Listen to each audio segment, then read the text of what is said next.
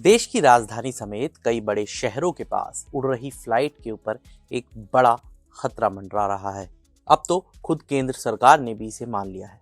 केंद्र सरकार ने सोमवार को संसद में बताया कि पिछले एक साल में दिल्ली समेत देश के कई बड़े एयरपोर्ट्स के पास उड़ रही फ्लाइट्स को जीपीएस स्पूफिंग और जीएनएसएस इंटरफेरेंस का सामना करना पड़ा।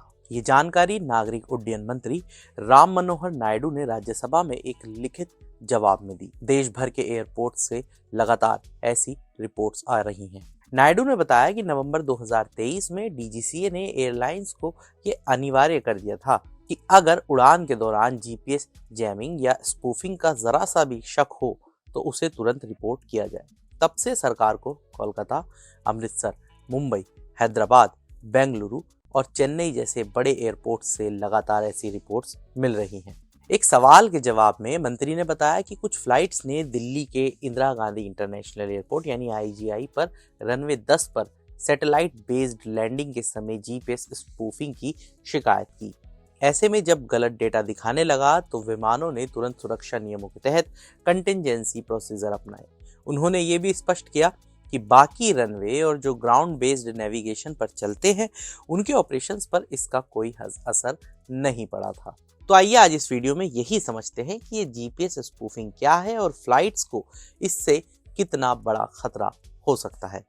जीपीएस स्पूफिंग एक ऐसा साइबर अटैक है जिसमें कोई शख्स या कह सकते हैं कि हैकर असली जीपीएस सिग्नल की जगह फेक जीपीएस सिग्नल भेजकर किसी डिवाइस, वाहन या फ्लाइट को गलत लोकेशन दिखाने के लिए मजबूर करता है। यानी सिस्टम को असली लोकेशन नहीं बल्कि एक फेक लोकेशन दिखाई देती है। हवाई जहाज के मामले में जीपीएस स्पूफिंग से प्लेन को गुमराह किया जा सकता है। विमान को लगता है कि वो किसी दूसरी जगह है, जबकि हकीकत में वो अपनी असली लैंडिंग लोकेशन से कुछ किलोमीटर दूर ही होता है। या इसका उलट भी हो सकता है कि उसे लगता है वो सही जगह है लेकिन अभी उसकी लैंडिंग लोकेशन कहीं और है। अब जानते हैं कि आखिर ये जीपीएस स्पूफिंग कैसे होती है। तो अटैकर या हैकर एक रेडियो ट्रांसमीटर की मदद से फेक जीपीएस सिग्नल जनरेट करता है। ये फेक सिग्नल असली सैटेलाइट सिग्नल से ज़्यादा हाई फ्रिक्वेंसी से भेजा जाता है। जिस डिवाइस जैसे कि फ़ोन, ड्रोन, शिप या विमान, जो भी टारगेटेड डिवाइस है उसके पास ये सिग्नल पहुंचता है, वो असली सिग्नल को छोड़कर इस नकली सिग्नल को कैच कर लेता है।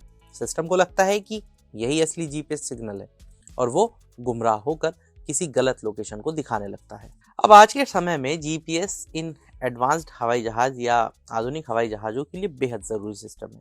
ये फ्लाइट को सही लोकेशन का पता करने, दिशा और रूट की जानकारी देने, लैंडिंग और नेविगेशन सिस्टम को सपोर्ट करने, हवा की रफ्तार, ऊंचाई और सटीक पोजीशन जानने में मदद करता है। अब आप खुद ही समझिए कि ऐसे में अगर जीपीएस की स्पूफिंग हो जाए तो फ्लाइट को गलत जानकारी मिल सकती है और यही सबसे बड़ा इसका खतरा भी है। और कुछ क्या खतरे हो सकते हैं उन पर एक एक करके आइए नज़र डालते हैं। सबसे पहला खतरा, गलत लोकेशन दिखना। विमान को उसकी असली लोकेशन से कई किलोमीटर दूर की लोकेशन दिखाई दे सकती है और ये खतरनाक है, खासकर खराब मौसम, रात में या समुद्र के ऊपर फ्लाइंग के दौरान। दूसरा है ऑटो पायलट सिस्टम का भ्रमित हो जाना। इन दिनों फ्लाइट्स कई बार ऑटो पायलट पर चलती हैं। ऐसे में गलत जीपीएस सिग्नल मिलने पर ऑटो पायलट गलत दिशा में मुड़ सकता है, ऊंचाई गलत ले सकता है और जहाज को किसी गलत एयर स्पेस में भी ले जा सकता है। तीसरा है एयर ट्रैफिक कंट्रोल यानी एटीसी के साथ कम्युनिकेशन।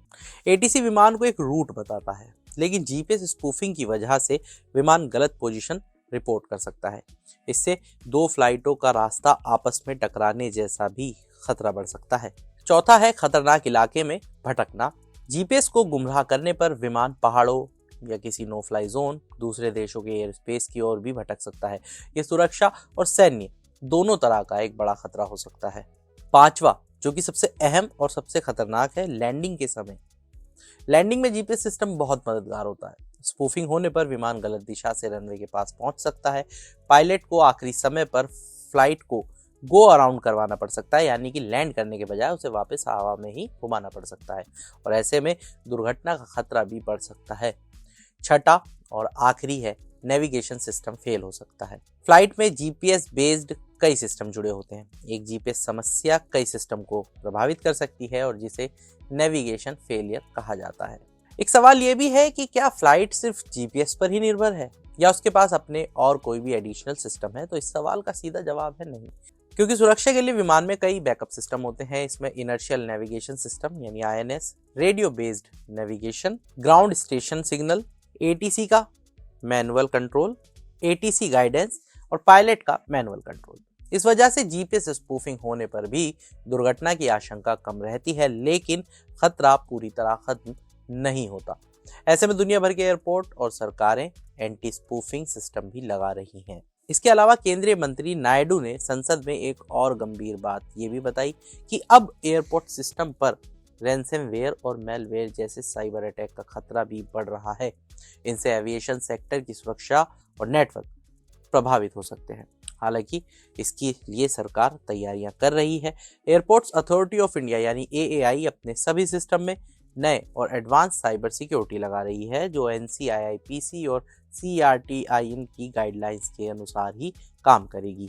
तो आज के इस वीडियो में इतना ही। बाकी तमाम बड़ी खबरों के लिए जुड़े रहिए मनी कंट्रोल हिंदी के साथ। आप हमारे यूट्यूब चैनल को सब्सक्राइब करें, फेसबुक पेज को लाइक करें और अब व्हाट्सएप के जरिए भी आप हमसे जुड़ सकते हैं। तब तक के लिए धन्यवाद।